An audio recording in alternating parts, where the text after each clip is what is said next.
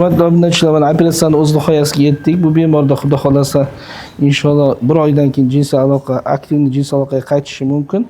Butun umuman aytadigan bo'lsak, hozir juda agressiv reklama ketyapti. Bitta knopkani bossangiz jinsiy olib turadi, yana bitta bossangiz yotadi deydi. Na samom dele uni bosish juda oson emas. U yerda как grushaga o'xshab eziladi.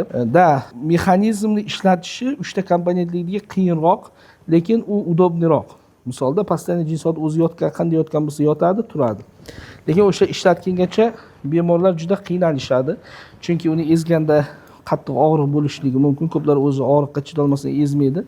Ishlamayapti deb doktorga ko'p murojaat qilishadi. Masalan, ularga to'g'ri tushuntirish kerak. Даже to'g'ri tushuntirsangiz ham ko'plarga qiyin o'zini olib kelib o'sha aktivizat qilib beriladi. Bu yerda esa juda prostoy.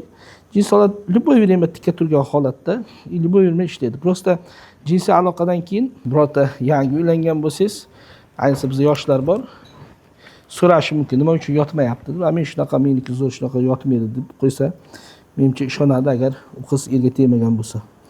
Qolganlarni menimcha ishontirish qiyin, hayron bo'ladi. Keyin internetda o'qib ko'rishi mumkin. Bu falloprotezирование degani bilan bitta pinini implant qo'yiladi. Bu bemorda ham qo'ydik mana.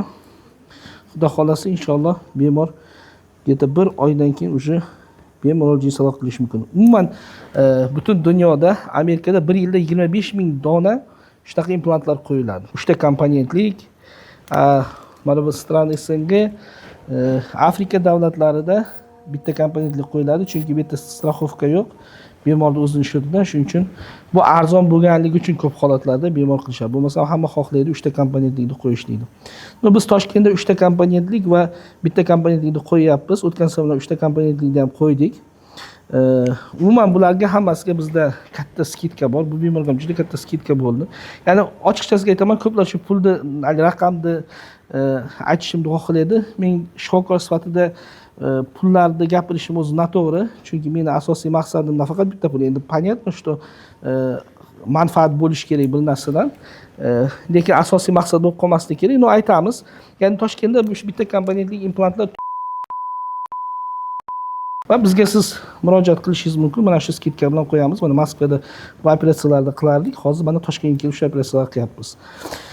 Bu operatsiyalarni nafaqat biz qilamiz, o'rganamiz, balki bu haqda biz o'zimizning hamkasblarimiz oldida ham do'stlashamiz. Mana Rossiya общество urologov bo'ladi sentyabrda. U yerda bizning dokladlarimiz bor. O'zimizning mana shu operatsiyalar bo'yicha tajribamizni almashamiz va yaqinda peninda xirurgiya bo'ldi. Endi biz ham boshladik, o'zimiz shifokorlar hamkasblarimiz bilan o'zimizning tajribamizni bo'lishlikka.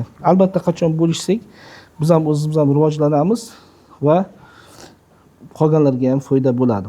Bizni kuzatishda davom eting. Savollaringiz bo'lsa, kommentariyada yozing, o'qib albatta javob beramiz.